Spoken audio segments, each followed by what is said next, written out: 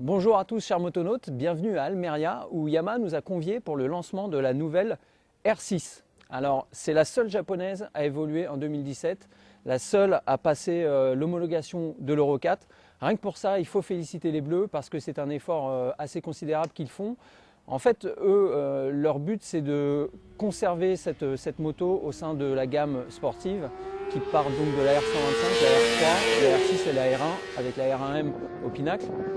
C'est vrai que sans la R6, il y aurait un gap entre la R3 et la R1 qui serait phénoménal, et d'où l'intérêt d'entretenir cette super sport dans la gamme Yamaha. Alors on le remarque, il y a une évolution esthétique qui est colossale par rapport à l'ancien modèle.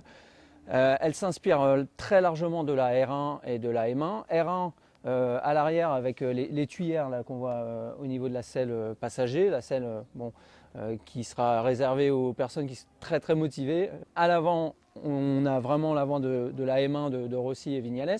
Au niveau de l'ergonomie, la selle se situe à 850 mm de hauteur, ce qui est relativement important, mais dans le même temps, Yamaha a réussi à évaser un peu plus le réservoir, à affiner la selle de 8 mm, ce qui fait qu'on arrive à toucher, en tout cas quand on mesure 1,80 m comme moi, des deux côtés sans aucun problème.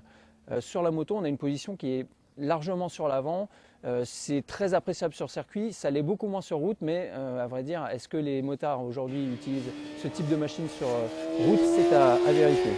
Alors esthétiquement, la R6 ressemble beaucoup à la R1. Au niveau de la mécanique également, puisque vous pouvez voir qu'elle pique à la Superbike la fourche de 43 mm, qui a été revue nécessairement au niveau des réglages compte tenu des efforts qui sont différents de la Superbike. Mais c'est vraiment une fourche qui ressemble à s'y méprendre à la R1. Au niveau du freinage, c'est très simple, ils ont complètement repris le freinage de la R1, donc c'est à la fois puissant, dosable, sur circuit c'est impeccable. Au niveau du moteur, alors le moteur, on aurait tous aimé fatalement que la R6 dispose du calage crossplane. On en a parlé avec les responsables de Yamaha, eux aussi sont de cet avis-là. Malheureusement, au niveau du budget, ça ne passait pas. C'est vrai que déjà mettre à jour le moteur pour qu'il passe à l'Euro 4 et puis faire tous les changements d'ordre esthétique et mécanique, c'était déjà important pour les Bleus, donc ils ont choisi de conserver le moteur quasiment tel quel par rapport à l'ancienne version. Alors pour passer les normes anti-pollution et anti-bruit aussi notamment, le moteur a été bridé, il est à 118 chevaux,4. C'est vrai qu'on est loin des 129 chevaux de la version de 2008. Sur circuit, on le sent, elle est moins pleine, il faut vraiment taper dedans pour ressentir l'accélération à partir de 10 500 tours minute. La solution pour les pistards, ceux qui l'utiliseront sur circuit uniquement, c'est de piocher dans le catalogue Yamaha au niveau des accessoires.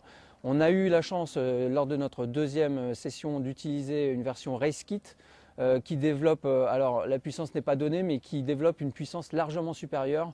On sent que le moteur a beaucoup plus d'allant. Dès 8000 tours minute, on arrive à repartir. Sur les portions sinueuses, on n'est plus complètement obligé de passer la seconde. On peut conserver la troisième et c'est somme toute beaucoup plus agréable.